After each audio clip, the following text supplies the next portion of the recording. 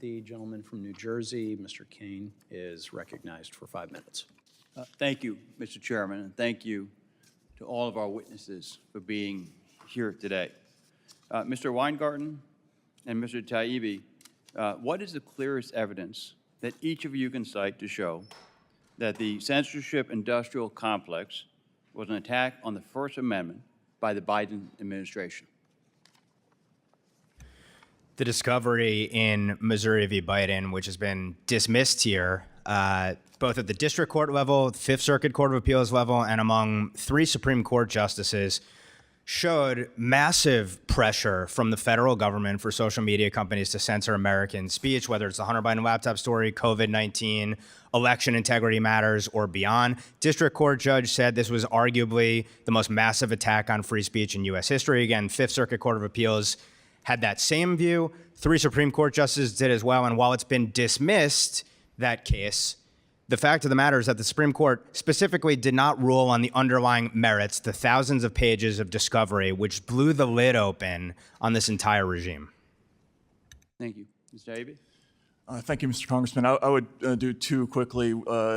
There's another case after Murphy v. Missouri involving former New York Times reporter Alex Berenson v. Biden, who was removed from Twitter after repeated pressure from White House officials for a tweet that was true. He said that the COVID vaccine does not stop infection or transmission, and for that tweet, he was summarily removed from the platform after pressure from White House officials.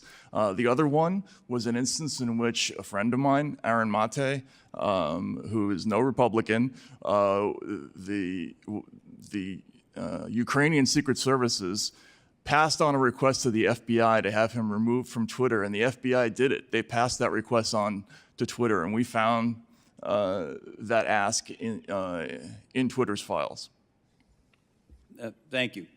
Mr. Taibbi and Mr. Weingarten, can you please explain how the Global Engagement Center and the federal government as a whole use coercive power to censor Americans? Well, Mr. Congressman, first of all, I would say that the Global Engagement Center and this entire effort is based on a fundamental misunderstanding of the American system and the First Amendment.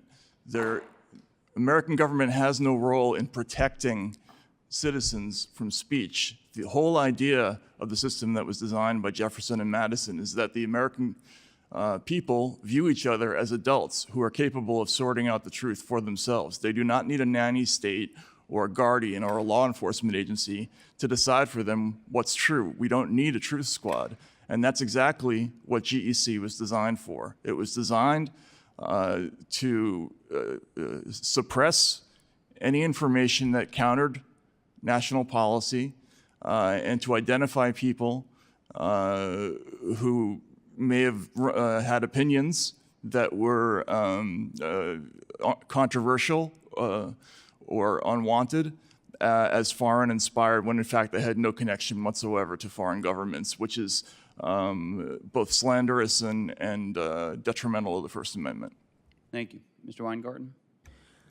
I would simply say that when the government comes to you, pressures you directly using the bully pulpit, the government has its awesome resources, obviously, in terms of its funding streams, its regulatory powers when it comes to the social media companies specifically, Section 230, antitrust enforcement, et cetera. When the government comes to you and says, please take down this American speech, we'd really like you to do so. Or in the case of some in the Biden administration, actually browbeats people, curses them out, and a president goes on camera and says, your social media platform is killing people.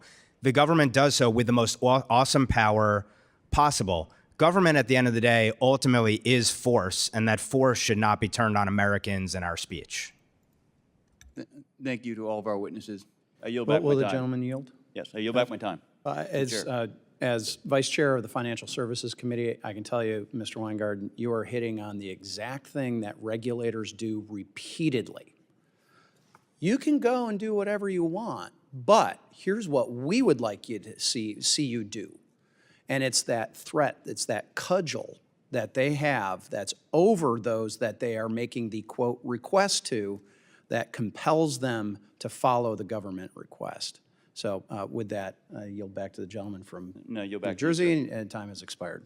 So with that, Representative Jayapal is recognized for 5 minutes.